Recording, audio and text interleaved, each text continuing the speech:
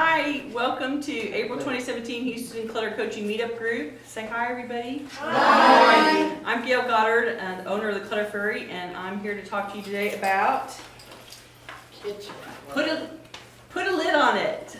Organizing for cooking and food storage. That's what we're going to talk about today. Anybody that watches this meetup group on the YouTube, or you guys that come here, I'm sure you know that I am not the cook in the house. I don't like to cook at all.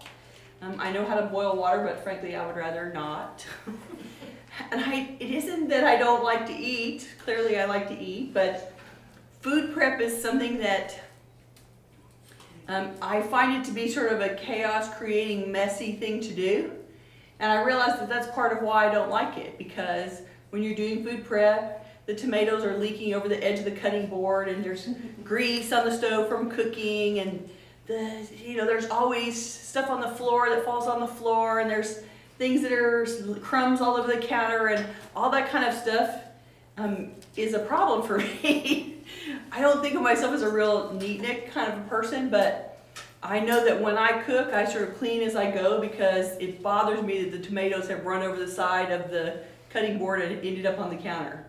Luckily for me, my roommate likes to cook, and the chaos that is kitchen food prep doesn't bother her at all. So she goes in there and I think every good chef really sort of cooks like that, like stuff sort of kind of flying all the time and there's things going everywhere while you're cooking. Somehow that's part of the ingredients of making the food come out good.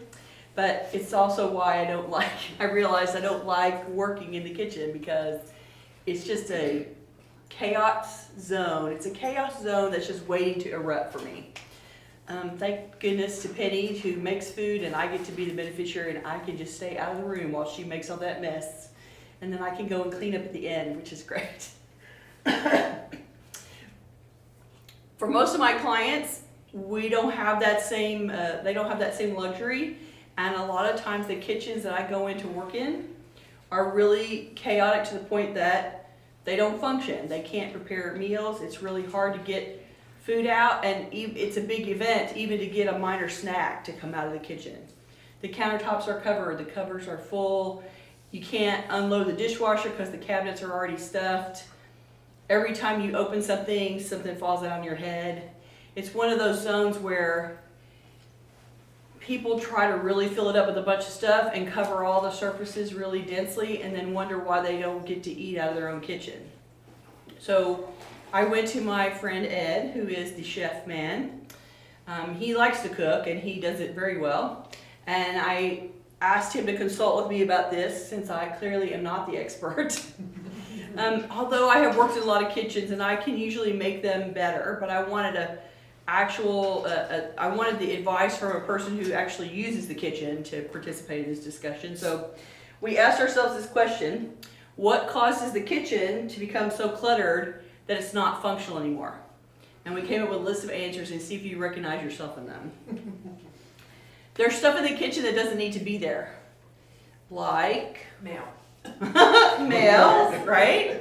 Or the toolbox for the household, or Christmas plates, or keys. Well, keys, you can probably find a place for keys. The idea being that a lot of times we pass through the kitchen on the way somewhere, or we're out of surfaces in other places, and we think the kitchen, because everybody goes in there, should be the place that holds all the stuff. And so a lot of things get parked in there on the surfaces or parked in the cabinets that really don't need to be in the kitchen for you to function and make food. And so it's one of the ways that you can make the kitchen work better if you peel out some of those things, right? Wedding china. There was one, I went to a house years ago, and if you're standing at the sink, there's always cabinets on the right and the left of the sink, right? And the ones that you can reach the lowest level, I opened that cabinet, and all the way across was the wedding china. So nobody could stand at the dishwasher and unload the dishes, because they had to go up to the second shelf, and they had to go over a ways to get to another cabinet, because the wedding china was very proudly unpacked at the very most easily accessible cabinet in the kitchen. And of course, no one was using the wedding china because it's wedding china, right? And you only bring that out for the big events. And so it made that lower cabinet, the most valuable real estate in the kitchen, completely useless. So that's the kind of example of, it's wedding china, if you're not going to use it, it doesn't need to be in the kitchen. And that's why they make break fronts, right? And china cabinets, so that it's in another room and you can get it out of your kitchen, right? Often people store a vast collection of cookbooks and recipes in the kitchen. And there's a craft equivalent of this. All crafty people buy 1 million books about craft, and yet you can only do one project of one craft at a time. Or you can run 2 simultaneously maybe. But truthfully, you can only be following one example of how to do something at a time. You can only use 1 recipe or 2 recipes, or if you have the meal going, it's Thanksgiving, maybe you have 5 recipes going at once, right? But those 5 pieces of paper are all you need while you're actually preparing something. So the other 157 books that you have don't need to be in the kitchen. And he said to me very clearly, people that cook like to read about cooking. We like to read the books like they're books. But reading cookbooks and using the recipes to cook a meal are 2 different things, right? So on the one hand, those cookbooks and recipes are entertainment. Penny does the same thing. She reads recipes and she'll say, look at this recipe. And I'm like, yeah, great. That's fab. But there's some entertainment factor for people to understand the alchemy of making food come out of the kitchen that they find fascinating. And so if you collect cookbooks, that's fabulous. And they don't all have to live. That library that you've built doesn't have to live in the kitchen. It can go be in a bookshelf somewhere else. And when it's time to plan Thanksgiving, what do? You go pull the books down and have the recipes in you want them and pull them out and make your list and whatever. You do prep work in advance and you can go find those recipes you want and use them. Ed made a very good point that all cooks have their go-to recipes. The ones that they like to cook, their family likes, they make them all the time. Those recipes are a very small subset of the 157 cookbooks that you have, right? And so keeping that small set in the kitchen, where you're going to go pull one of those out 3 times a week, that's a great idea. Having that little notebook in your kitchen is a great idea. But the library needs to live elsewhere. And it's always in space where somehow you have a cabinet where you think I can reach the cookbooks, it's easy there. And yet you're taking up that cabinet that can have dishes in it that you need to have. That's where the glasses should be, and I open the cabinet and I find all the cookbooks. It's like, no, that doesn't need to be here. And that's a perfect example. We all love the cookbooks, but we don't need them in the kitchen. We love all the craft books, but we don't need to leave them where we're doing our craft. Same difference.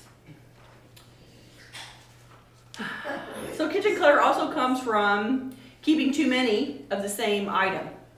And this just happened 2 weeks ago. I went to a kitchen.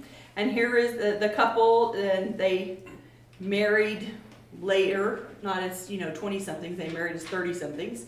And so they merged their household, and she brought me in to rearrange their kitchen. And so I pulled everything out of the cabinets, and I discovered collectively across, like in all of the cabinets, there was another Pyrex mixing bowl. And I kept finding sets, so I ended up with 3 complete sets. 1 Pyrex, 1 Anchor, Hawking, and one from Target. And so it was a combined total of 18 mixing bowls in various sizes and shapes. It's like, okay, I get it that variety is the spice of life, but come on. So I made a shelf that had I reassembled the sets first of all, and then I put them all in a shelf, and when I was making the tour of the kitchen, I said, see that? There shouldn't be that many of those. You should make some of those go away. So it happens in the kitchen a lot when people merge their households, or you go and buy a new color because you saw it at Target and it looked like fun, or you decided you wanted plastic instead of glass, or your favorite, he pointed out, your favorite size breaks in the set, and so you have to go buy the set again to get the favorite size. But you don't have to keep the now duplicate sets of bowls, right? So if you have duplication, that is taking up prime real estate, and you can cut your contents in half just by getting the duplicates out of there, right? That's my theory anyway. It is something that everybody brings from their previous abode to when they move in together. They come with their kitchen boxes, And then everybody just tries to shove it all in together. It's like, no, no, no. Y'all need to make some choices here. You're married, you have twins, suck it up. Let the kitchen bowls go. Let the mixing bowls leave the house.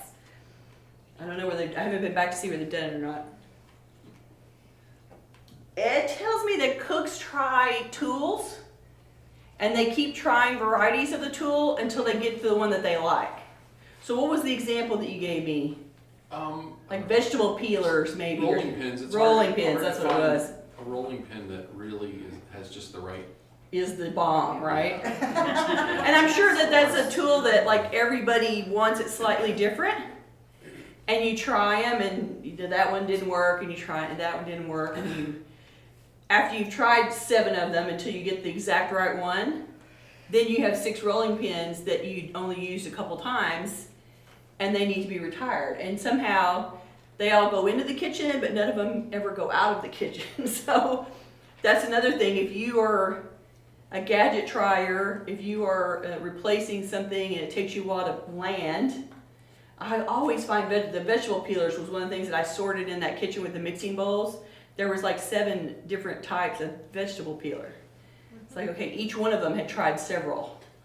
There's also like this ongoing quest for people who drink wine are always looking for the ultimate wine bottle opener that anyone, no matter how weak or talentless, can use. And so, or drunk. Sometimes people will have like 5 different wine openers. Yeah, that's true. Well, right? there might be 5 good bottles. There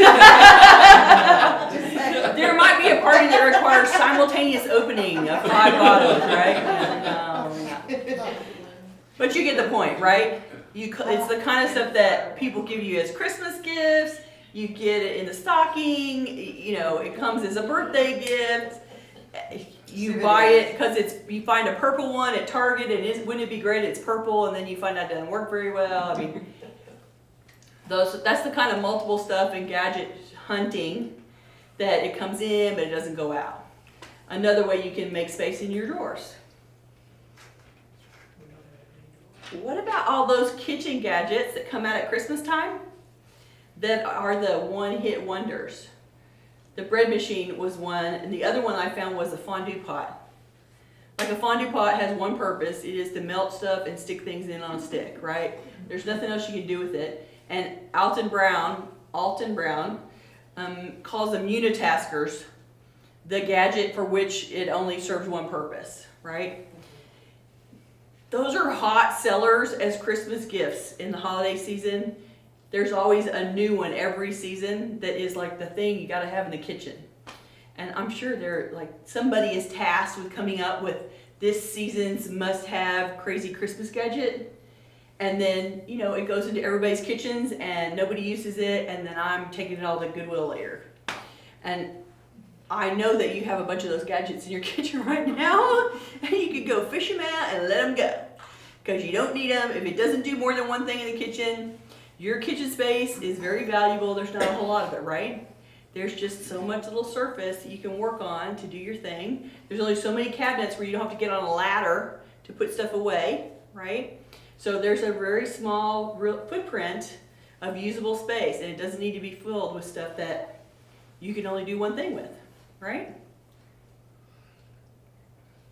Don't give up space for plates or glasses or serving pieces that don't get used very often.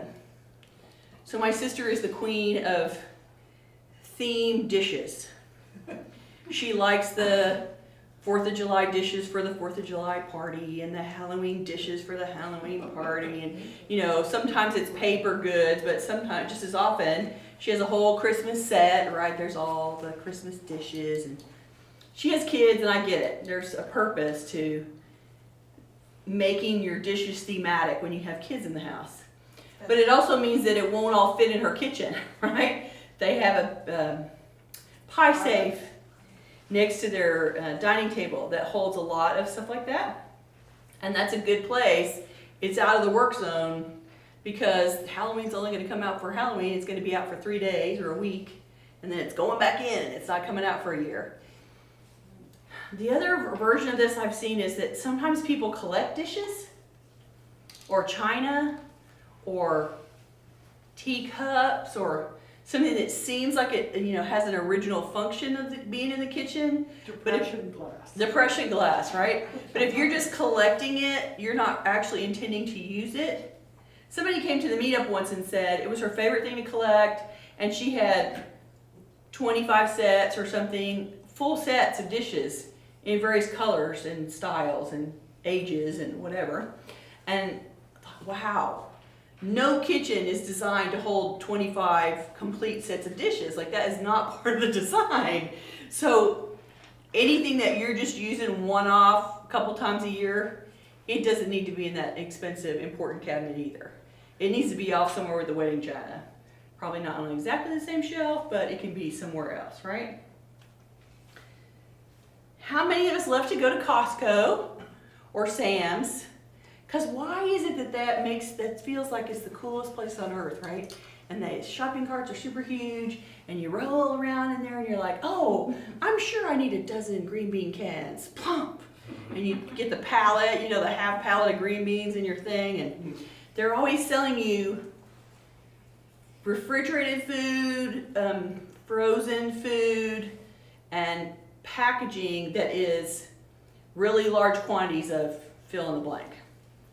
The trick is, while it's a bargain in the store, unless you have 12 kids at home eating it all, it's not gonna be gone before it's dead, right? Like, you can't, unless you commit to eating, like you buy the bag of frozen shrimp and it has 150 shrimp in it, and unless you're eating shrimp every night for 4 weeks, that shrimp is gonna die before you get to use it all, right? It's that it seems like an economy of scale while you're shopping, because it is cheaper in bulk, but then unless you can put the cans on the shelf and it has a 2-year shelf life, you're gonna be throwing some portion of it away. And the problem with coming home with a pallet of green beans cans is that then you have to put them somewhere. No pantry is a food warehouse. There is no part of your kitchen that is the same size as the Sam's Club. And so trying to store the big packages of stuff in your house, it's hard. And everybody struggles with that. They come out and they open the back of the SUV and they look at their haul of score at Costco. And then they go, oh, where am I gonna put that? And it starts coming in, and this is when I find if you're lucky enough to have a walk-in pantry, there'll be stuff on the pantry, but then there'll be this pile of stuff on the floor of the pantry that comes all the way up to the door. So now you can open the pantry door, but you can't actually get in the pantry to get anything because there's a bunch of stuff on the floor in front of you. Or it goes up on shelves in the garage.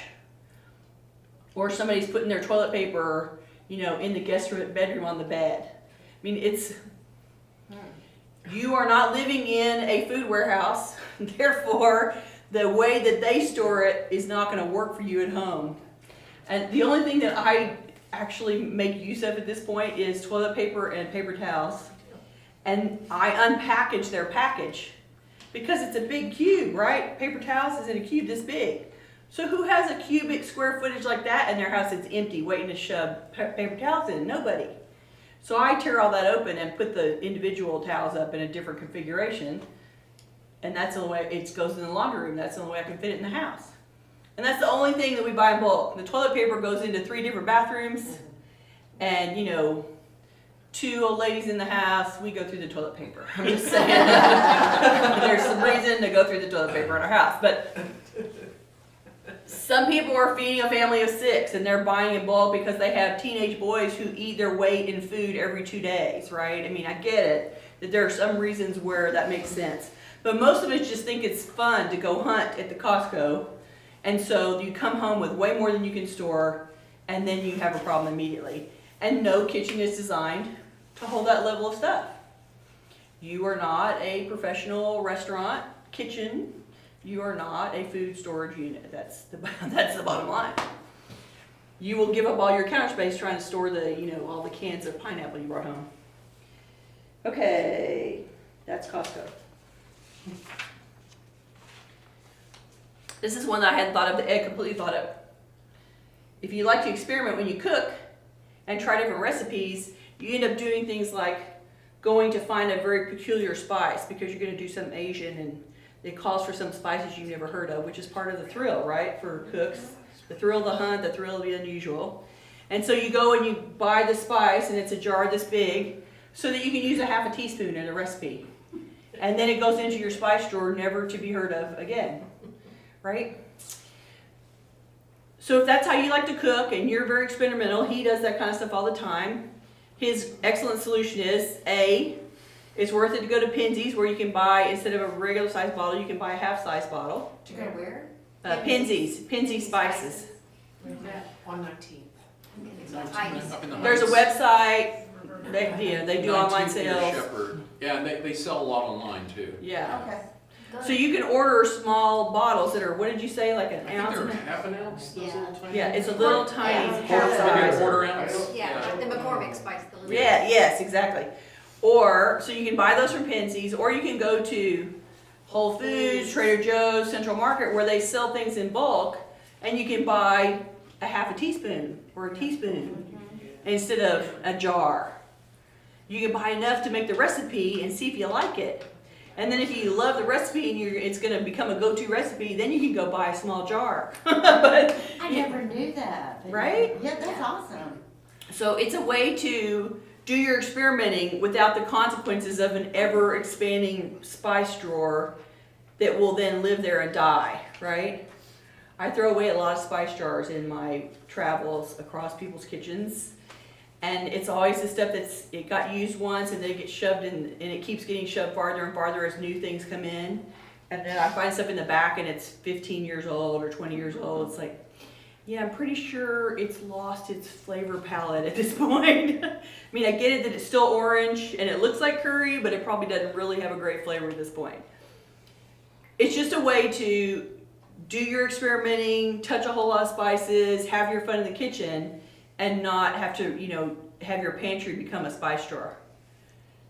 Also, Asian, Indian, and Hispanic markets, the specific Fiesta and the Asian markets and Indian markets and such, often sell spices in tiny, tiny quantities. Yeah, like little ceramic Packets that are about this packets big. And you're paying quite a bit for glass jars when you buy even small jars of spices in the grocery store. The glass jar adds about $1 or $1.50 to the cost.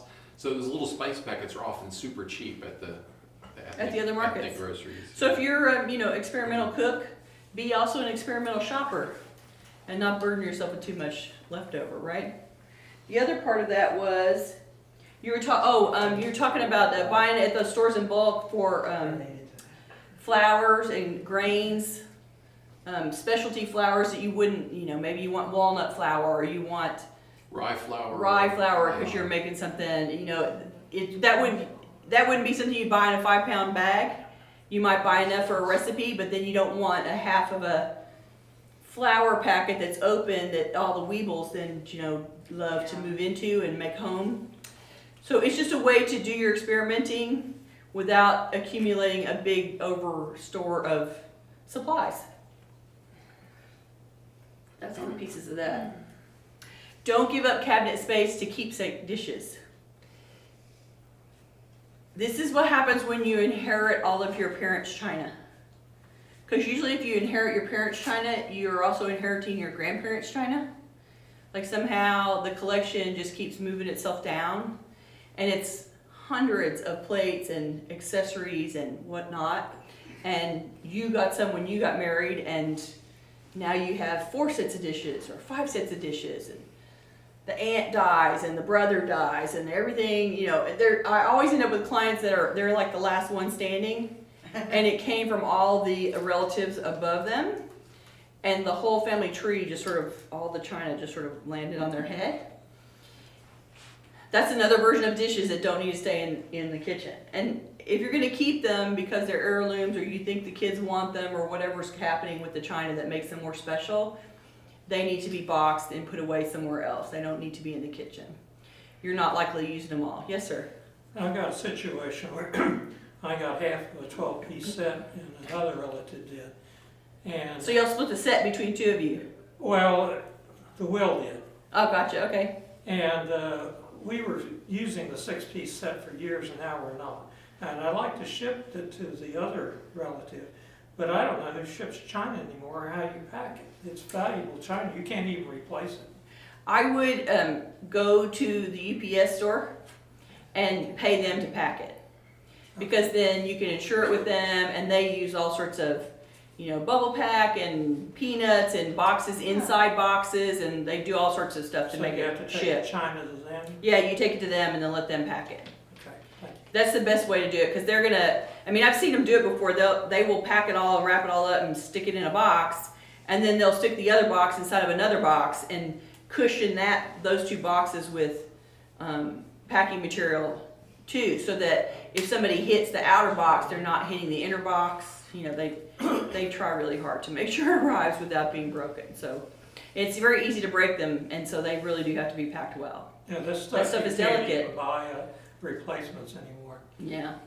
Well, and you guys could probably sell that set to replacements, and they would love it at this point, because if there's not much of it out there, there's probably people sitting around wishing they could replace their saucer or their dinner plate, and they can't do it because there's not any out there. There you go. This was one that I never would have thought of. If you get food gifts, especially get them at Christmas, but there's reasons why people give you food in a pre-packaged set. Like, here's the mug and the cocoa powder and the marshmallows and a shrink wrap, you know, right? That kind of, here's the cheese whiz and the salami and the cracker box, you know. If you get food gifts that you're not going to eat, if you look at it and go, no, that's not my flavor, or whatever makes you not want to have it, don't just park it in the closet and wait for it to die. Re-gift it right away. It's food. Give it to somebody that wants to eat the food, so that I don't throw it away later. And what ends up happening is I end up opening the package, first of all, and then I have to throw out the dead food, and then I have to take the cup or the plate or the platter or whatever to Goodwill. So don't park it in the closet, taking up space in your pantry, doesn't need to. Let it go, and somebody else will want to eat it, right? Those of you that are still going to offices, you can take things to the office. That used to be the ultimate place for me to get rid of food. I could just take it into the kitchen at the office, and there'd be a locust collection of men that would roll through and hooverize all the food, and it would be gone like that. It's like, and it was like they were all like in a hive mind, right? Like, one of them would find out that there was something in the office, and then everybody would sort of get up at once and go to the kitchen. It was really funny. They really knew it was there. So, great disposal system. Send it to work. Somebody up there will eat it for lunch, right? Free food makes people happy. Okay, so, and I quote, unless you're rolling in money and you have a vast and huge kitchen and you have kitchen staff to work for you, the kitchen is a limited zone for working and prepping food. There's only so much surface space, there's only so much cabinet space, and it needs to be full of the stuff that you are actually using to make meals. Surprise, surprise. And it shouldn't be hard to do it. Like, when you open the cabinet, it shouldn't be completely stuffed so that you have no idea beyond the front row what's in there. And it's super hard, like you're trying to shove something else in there from the dishwasher.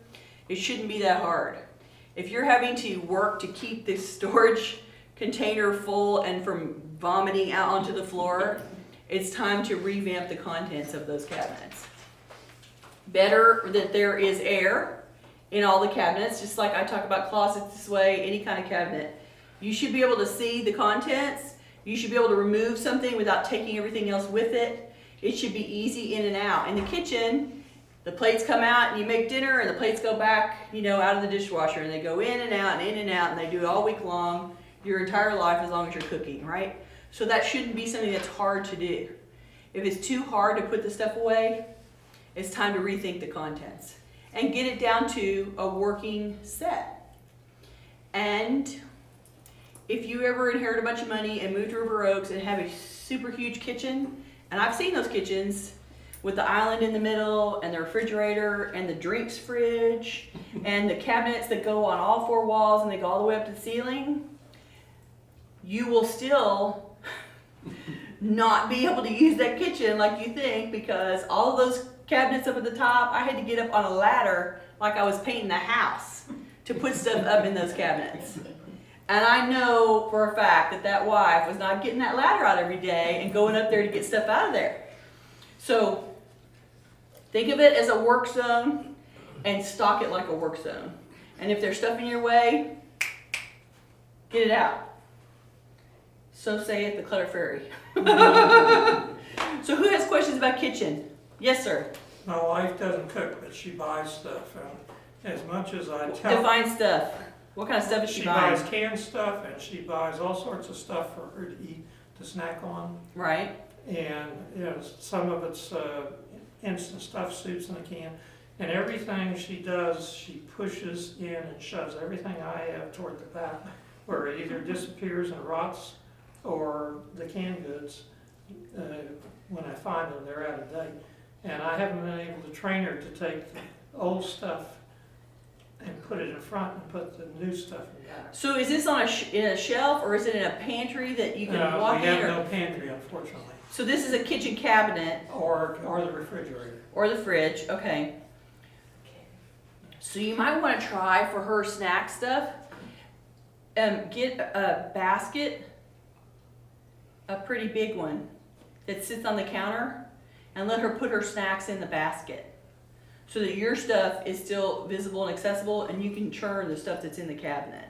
If she's adding to and subtracting snacks all the time, better for her to have something on the surface that she can just get in and out of. But you don't want all them, you know, we all sort of stand the potato chips on the edge of the kitchen counter, and you end up with this sort of flopping collection of half open stuff rolling around the counter, and then it spreads and gets in the way of everything. So you want it to be in a container. And, you know, will it be pretty? No. But, you know, if somebody comes over, you can pick the basket up and go stick it in the corner somewhere. It might be a way for her to not be compacting your collection worse. Since I'm guessing that there's not a, you guys aren't discussing it, or, Oh, yeah.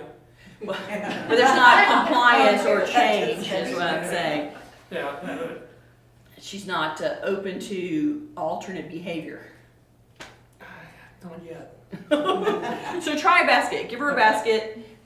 Make it easy in and out. You don't want something slanted. I would get a canvas, some sort of a stiff canvas, so that it can flex and move depending on what she sticks in there, and let her just go in and out of that bag. What about the refrigerator? So the fridge, one of the things that people have adapted to the fridge is they make a lot of long, thin containers that are clear with little lip handles on the front of them that allow you to sort of treat this, you know, refrigerators are basically deep shelves, right? They're like cabinets that are really deep. And so when things get to the back, it's hard to reach them. But if you have a container that's this wide across, but it's the length of the shelf of the fridge, then you can put all the sauces in one, and you can slide that out and pick your sauce and slide it back. So it's easy to get stuff in and out, and they don't get lost. And when something dies, you can pull it out and see that it's dead and throw it away. There's, you know, they make them this wide, and you can basically put a Lazy Susan in. Like I've used Lazy Susans on a shelf for sauces that I use all the time sometimes. This fridge that I have now is one of those French door ones, and the shelves are uneven, and so the Lazy Susan wasn't a good idea in there, but I did in previous ones. There's lots of ways to basically containerize the fridge so that drift that you're talking about, where things drift to the back and then are covered forever, kind of doesn't happen, because they're all inside a container that you can pull a container out and sit on the counter if you want to, and go through it and then put the container back in. It's a good way to, and you know, then you can take the container out and you can clean the container and you can put it back, and it's, you know, the sauces don't leak, and when you need all of the relish and the pickles, you can have a tray that has all that kind of stuff on it. You pull it out, put it back. It's a way to, it's also, it prevents you from overbuying, because when this is what all the salad dressings go in, and you buy a new salad dressing, and it won't fit in there because there's too many, it's time to let one go. You know, it has to fit in the container for which it's designed, and it keeps you from, it sort of forces you to filter when new stuff comes in. I think we also,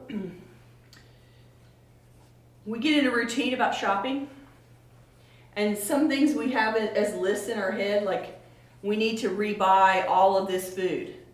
And you go every 2 weeks to the store and you run through your mental list of, surely I need to rebuy all this stuff. And the truth is you haven't eaten the last 3 boxes of stuff that you bought, but then you buy it again because it's your favorite, but you're shopping faster than you're consuming. And so making note of where that's taking place in your life will help with your pantry and your fridge, where you're buying it too fast for how often you actually use it, even if it is your favorite or you use it for specific things or it's a flavor that you like or whatever. Just like clothes, just like anything else, toilet paper, don't let yourself buy it until you run out of something. Be standing in the kitchen and go, oh my gosh, I don't have any more peanut butter. I guess I gotta go to the store and get peanut butter. Like, let yourself get to that point of, I ran out of it before you go buy it again. It's scary that you might run out. I know, right? What's the fear though? You can't have a peanut butter sandwich when you want it? No, that's it. For 6 hours, you can't have peanut butter. Right? My problem, the exact, and it's part of the kitchen, maybe not for everybody, but cleaning supplies. Right? Because they go to my pantry. Right? But think about that. Like, how fast are you using it? Does it make your house more clean to buy more of it? I think it inspires me, but it doesn't, by the time I get home. It's miserable. If only I buy this 3-pack of Clorox wipes, I'll wipe the counter more. I'm going to call BS on that one. No. And it is true. It seems like, surely I need more cleaning supplies, but if you let yourself run out before you have to go again. Like, that's one of those things that if you can't have the peanut butter tonight and you have to go to the store tomorrow to get the wipes, it'll be okay. And the truth is, if you run out of one thing, you can get out the 409 in a paper towel and wipe it down tonight, and that'll be fine. The Clorox wipes, you can get them tomorrow, right? But there is no substitute for peanut butter. Well, So that was a bad example. oh, yeah. So you're gonna have to deprive yourself for a few hours. That's what I'm saying. But it's like, I know you don't want to run out, but I want you to think about, so what happens if you actually run out? Nothing bad. You just don't get to satisfy your craving for a minute. It's not gonna kill you. And when you go to the store, there will be peanut butter and you can buy some more. Yes, ma'am. I never want to run out of insect spray. Insect spray, okay. Are you spraying a lot? Oh yeah, All right. Spray. Okay, so here's the thing. When you take out the last can put it on your list and go buy to have a backup. I won't be running out for a long time. There you go. Then take it off your list. When you're at the store and it's not on your list and you're seeing that But it's like you 409 or need it. whatever, yeah, You need it. yeah. But you don't. And you think to yourself, it'll get used up eventually, and then. But in the Right. meantime, you are making a store of cleaning supplies in your house, right? It's a You mess. don't need that much, and there's a million kinds that you've tried that you didn't like and are still under the kitchen sink or in the pantry or in the laundry room somewhere or in the bathroom sink, and they're taking up space and causing you trouble. So if you think you're standing there staring at it and going, surely I must be out of 409, tell yourself, no, I'm going to go look first. Because if you haven't had the experience of, I need 409 and I don't have any, then you shouldn't trust yourself until you go home and prove it. If you prove when you go home from the store that there's actually no 409, you can yell at me in your head and go back to the store the next day and buy 409. You really shouldn't get that desperate. I mean, I'm talking to myself, unless you're having a company or Right. whatever. And the truth is, Just you gives you probably more have time to clean something that in clothes. some other cabinet that will solve this problem for the moment, right? Yes, ma'am. Where's the best place to keep a mop and broom? If your one little pantry closet also doubles as your coat storage area and you've got boxes of tools in it. Right? Yeah, maybe So the thing about the mop and the broom is, they get in the way when they're just standing, so they're best handled up on a thing that holds them up on the wall. So either install some big hooks, because sometimes the broom will have a hole in the top, or the mop will have a handle that has a hole in it that you can hook on something, or get one of those mount on the wall and you push it in and it holds it in the air, you want to be able to get those out of the floor and out of your way because you'll trip over them, right? And they fall and they slide, like you stand them up at an angle and they sort of go, right? And they slide down and they get in your way and you pull out one thing and the other one falls on the ground, whack, you know, and it's like, it's very annoying. So corralling those will make your life better. If that little pantry doesn't work, find some other closet in the hallway, and you know, where you can open a door and put a thing on the inside of the door and put two things up like that. The only one. It's a way to you know, get them out from under your feet. Yes, ma'am. What about all the boxes of like tin foil and plastic wrap and all that? What's a good way to store that? Aren't those annoying? Yes. So they do make a really easy and clever wire unit that is, you know, it's probably this tall, and so there's wire down the side and there's wire at this level, and so you can just sort of slot 2 and 2 in, and it keeps them generally together, and you can slot, you know, 4 of them in that way. If you have a million sizes, you have to stop buying it until you use up, like, you know, you buy foil and it has 300 feet or whatever, it takes a long time to make that much casserole, right? Like, it's going to take a long time to use the foil. That's another one to resist when you think you got to have it. But they do make other units besides that. There's some that are like, when you open a door at the bottom, there's one that mounts on the door, inside the door, and it stands 4 of them up in a row like that. There's all sorts of adaptive holders for that kind of, those little boxes. You just have to find the one that fits for your kitchen and doesn't annoy you. Yes, ma'am. My dead zone is a pantry that it's about that wide. It's like a deep closet. Right? It's just this cavern, dark because there's no light. So the stuff that gets back there is kind of like the fridge, but at least the fridge you have a light. Right. And the French doors. So that's it. The adaptation is the same. You get containers that you can either long ones that can slide or smaller ones that you can stack one in front of the other, and you can pull them out easily. So you put things in the container, you pull the container out, fish out what you want, put it back.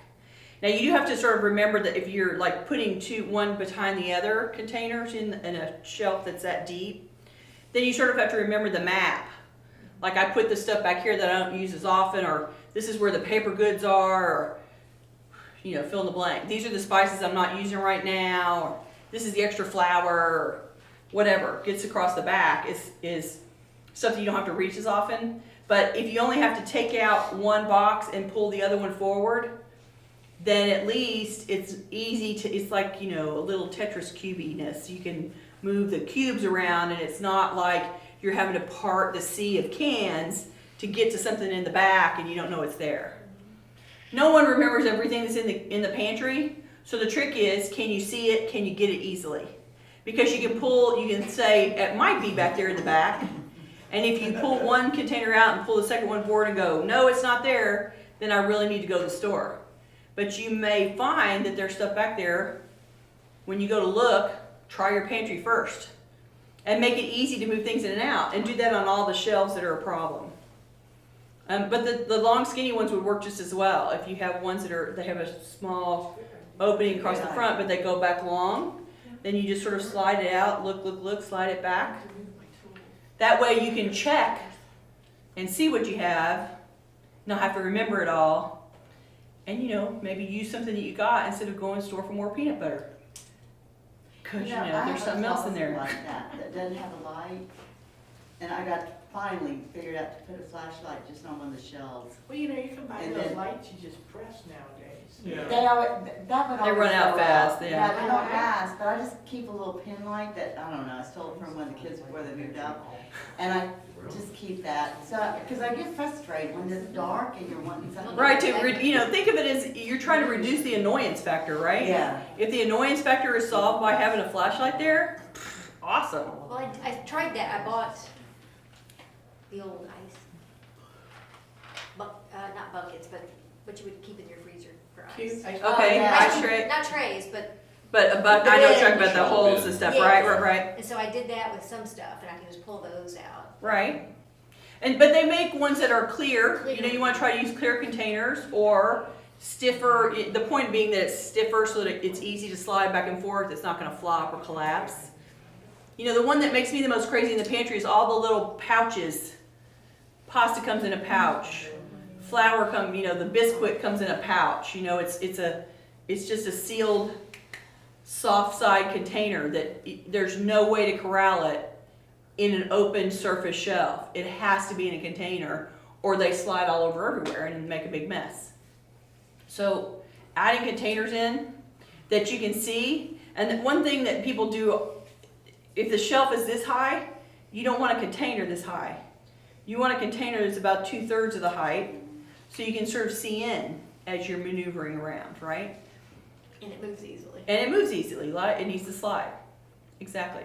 Sometimes it can just be a tray. I mean, if you think of a serving tray that's shallow and has a little bit of a lip, but you can grab the edge of the tray and slide it in and out. Think a cookie sheet. A cookie sheet would do for some things. Of course, it has a really low lip, so it can't be a whole bunch of boxes that you jerk out and the boxes fall out the back, right? But you can use things like that to test the theory until you buy what you want, right? Who else has a question? Kitchen man, do you have any stories to add? Talk about moving and the kitchen. We packed the kitchen for a long time. I think we packed the kitchen for about 3 days, something like that. Yeah, it was quite astonishing. Well, the thing I was going to add that I don't think you mentioned was about entertaining and about how much people keep. You know, some people will equip their kitchen for the Thanksgiving feast for 20 people.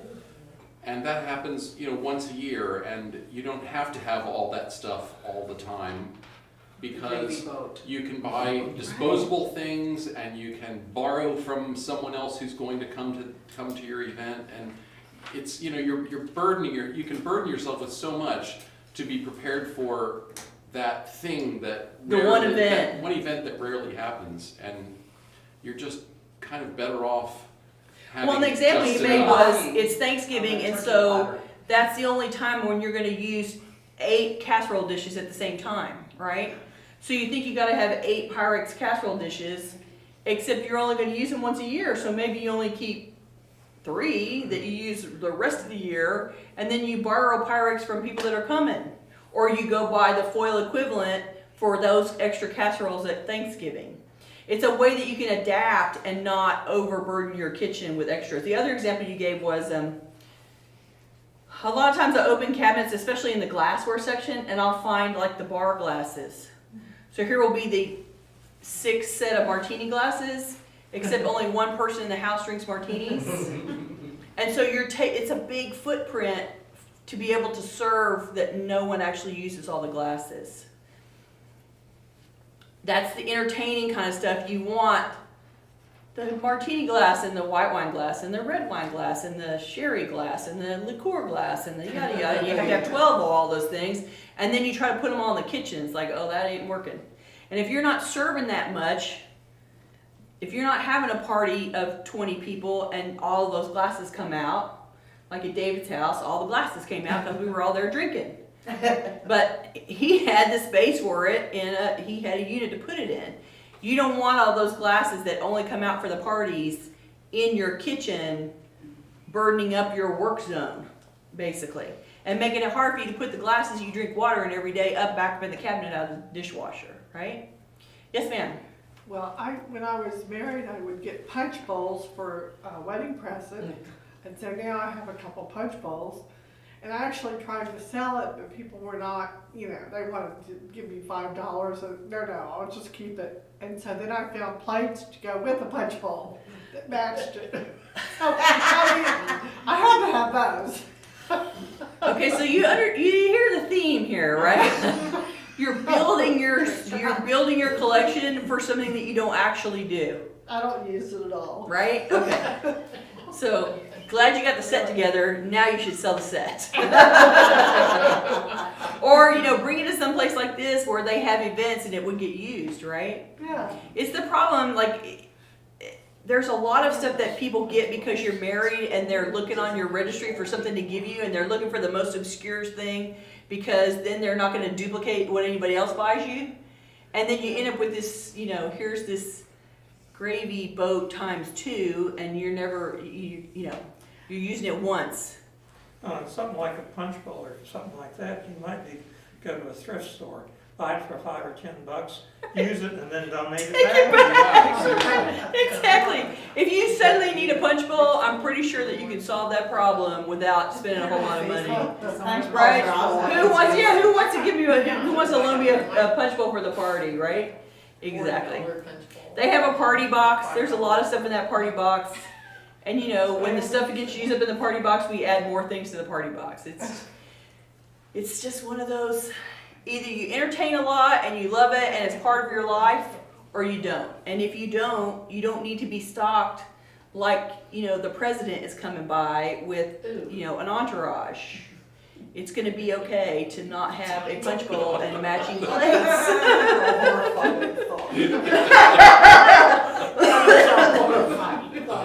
Well, you know, I mean, there are people that do it for work, like they have an executive position and they have to entertain for part of how they do business, blah, blah, blah.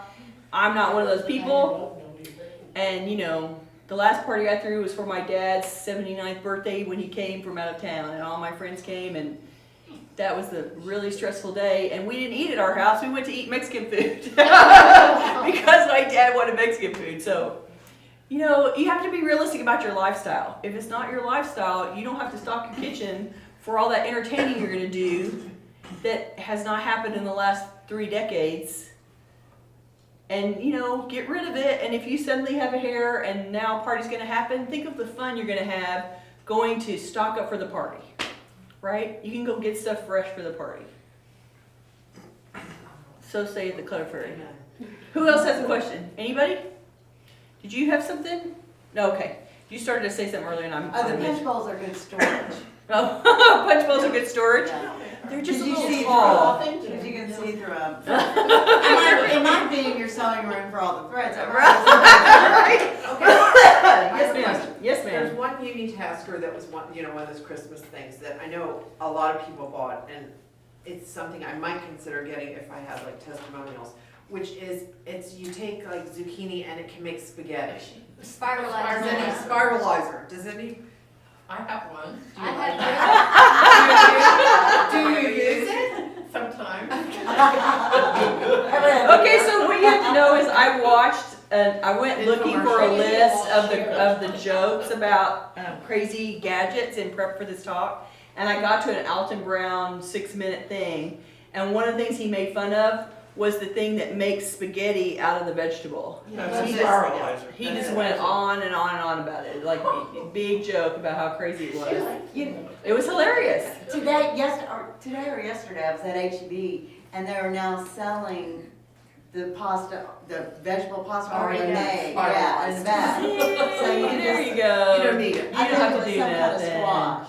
Right. The one that I saw was really crazy when I was looking at the gadget. Now we're in a gadget discussion, but it was a banana slicer. So it was like yellow and a piece of plastic. It was shaped like a banana with all these cross things so that you could slap the banana on there and fold it over and slice the banana all simultaneously. I'm like, How long does it? is it really that hard to cut a banana? Like, I open the banana, I break it in 3 pieces, I'm done. Like that's, you know, like, what's the big deal? And there was a strawberry slicer. Like, really? You gotta have a slicer for a strawberry? Like, come on. Anyway, these are the kinds of things that people buy you for Christmas when they don't know what to get you. And so what I say to you is, you know, publish a gift list. Take the, you know, worry and stress out of it for your friends and tell them what you want and let them buy it for you so you don't end up with a strawberry slicer in the end. Right? Okay, you guys are happy? We're done. Thanks so much. See you next month.